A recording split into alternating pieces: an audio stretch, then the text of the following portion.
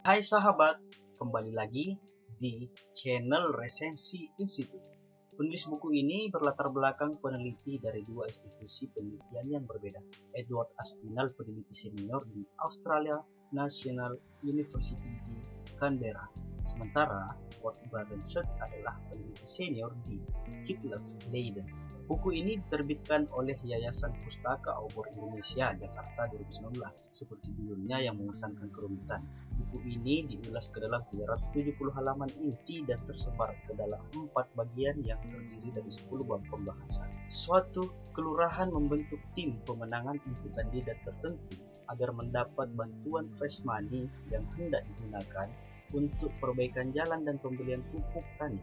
Jika kandidat bersedia memenuhi hal tersebut, maka total suara di kelurahan terkait akan diarahkan padanya. Begitulah buku ini dibuka dengan mempertegas bahwa praktik tim sukses yang bersifat ad hoc itu cenderung tak mendasari pilihannya dengan hal-hal yang berjangka panjang dan ideologis, melainkan berdasar pada kepentingan-kepentingan praktis yang berjangka pendek. Sederhananya, hal di atas adalah praktik klientelisme dan marak ditemui dalam kontestasi pemilihan umum di Indonesia.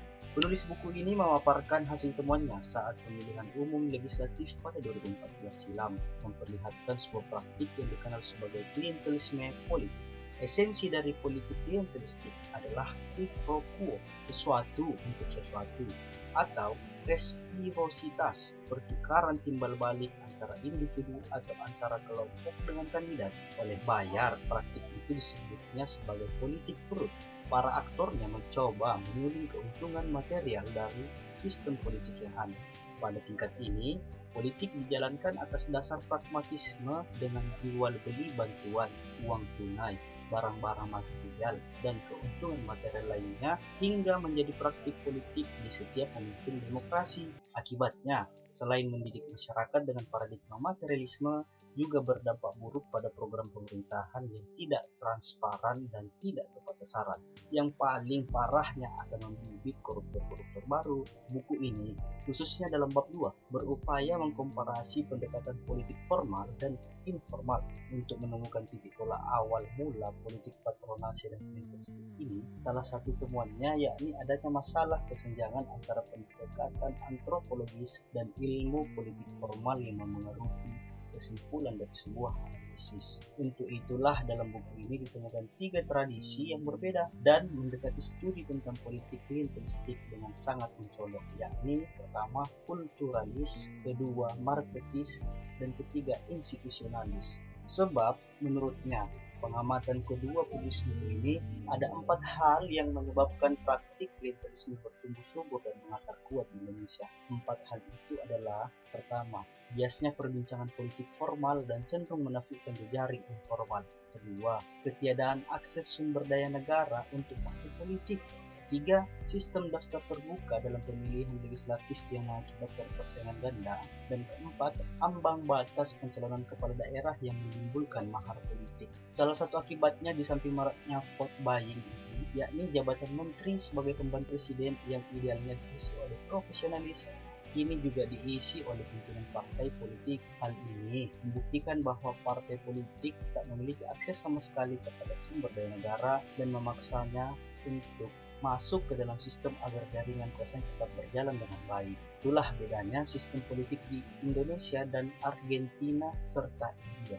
Partai politik di sana memiliki akses atas segenap sumber daya negara, sementara Indonesia tidak sama sekali. Fenomena lain yang juga mengakar kuat di daerah-daerah di Indonesia, yakni misalnya pokok pikiran atau anggaran pokok pikiran anggota DPRD. Institusi ini adalah lembaga legislatif, tapi mengelola uang seperti eksekutif. Sederhananya, hal tersebut adalah upaya partai politik untuk mendapatkan akses sumber daya negara. Hal lain yang mempengaruhi demokrasi politik hari ini adalah arah dan sistem pemerintahan yang diberlakukan oleh rezim Orde Baru. Bagaimana tidak, saat itu selain menyederhanakan partai politik juga melakukan politisasi kepada aparatus pemerintahan hingga di akar rumput. Misalnya dengan memusatkan urusan warga kepada ketua RT, RW, serta kepala desa.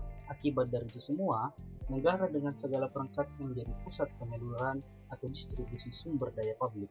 Hal ini jauh berbeda dengan kondisi demokrasi politik di India dan Argentina. Di sana, Untuk mengurus administrasi ke rumah sakit atau keterangan miskin, cukup mendatangi kantor partai politik. Sementara di Indonesia, mesti melalui pemerintah desa, RT, RW, dan kelurahan. Adapun dalam aparatus pemerintahan sudah terbiasa dan bahkan menyaksikan dengan mata kepala sendiri apa yang disebut sebagai kolusi, korupsi, dan nepotisme. Bagaimana tidak? Aparatus pemerintahan memiliki hubungan tersendiri dengan Partai Golkar, satu di antara tiga partai yang ada di era Orde Baru.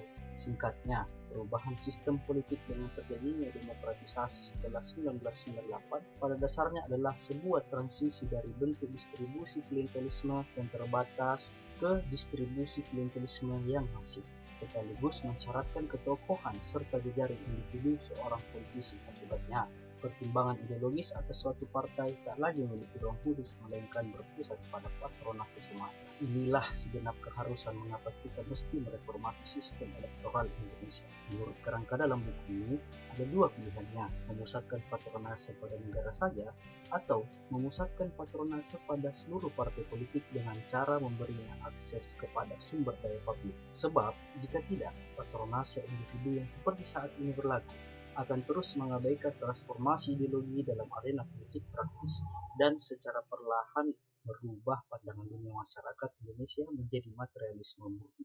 Tak hanya itu, hal ini juga akan mengakibatkan tidak efektifnya Bawaslu dalam menjalankan tugas pokok. Ada pertanyaan?